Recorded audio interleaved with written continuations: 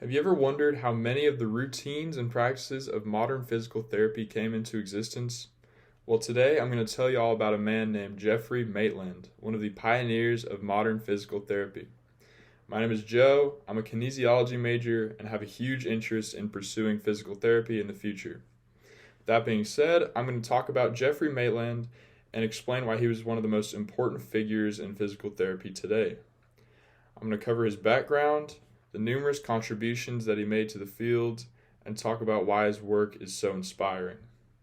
First, I'm going to talk about Geoffrey Maitland's background story. So, Geoffrey Maitland was born on August 24th, 1924, in Adelaide, Australia. He ended up dying on January 22nd, 2010, at the age of 85. According to a memorial speech done by one of his students, Chris Showalter, Geoffrey Maitland served during World War II. He was a pilot of a Lancaster bomber stationed in Britain with the Royal Australian Air Force, where he flew many dangerous missions.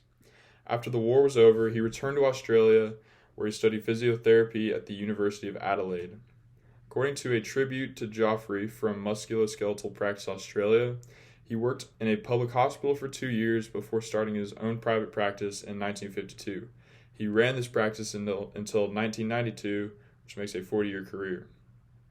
Throughout his career, he published many important works and taught many students at numerous universities. So what is the real significance of the work that Geoffrey Maitland did? So if you remember my last speech, I talked about the importance of patient evaluation before every session during a physical therapy treatment. Well, Geoffrey Maitland was the person who pioneered and established this process for the world. According to an article about Geoffrey Maitland by history.physio, Geoffrey developed a unique system of assessment and management which emphasized the need to understand the patient and their pain, its nature, behavior, and irritability. From the same article, it is detailed that this approach to these assessments of the patient demanded precise communication and questioning, careful assessment, and, vitally, reassessment after treatment. So Geoffrey put a huge emphasis on the integration of scientific knowledge with the clinical decision-making process as well. Of course, I have explained in speeches past, this is pretty much a commonplace for a vast majority of clinics worldwide, but at the same time, these ideas were considered revolutionary. These ideas were spread, and many clinics started using Geoffrey's ideas regularly.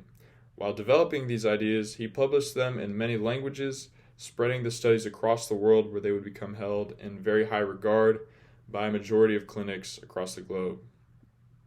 Geoffrey was so committed to his passion for physical therapy that he opened up his own college called the Australian College of Physiotherapy, the first of its kind in Australia. He was the first president of the school and taught there for over 30 years.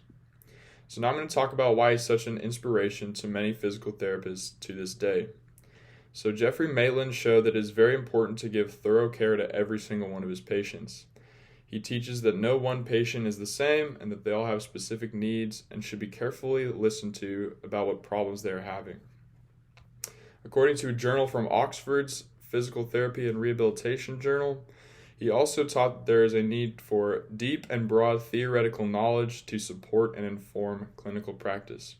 This is now a code that virtually all physical therapists live by. Overall, though, I think there's a lesson that everyone can take from Geoffrey Maitland. So before all of Geoffrey Maitland's work, most physical therapists use a one-size-fits-all type of approach to their patients.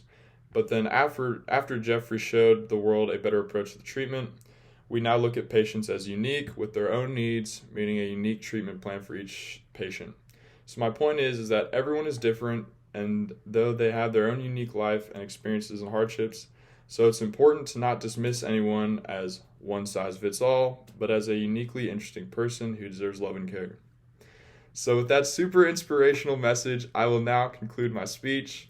I've talked about Geoffrey Maitland and explained why he is one of the most important figures in physical therapy today. I've given you all information on his background, all that he has done for the world of PT, and why he's such an inspiration to so many people. I hope that y'all enjoyed the speech, and I hope that you learned something from Geoffrey Maitland's inspiring story.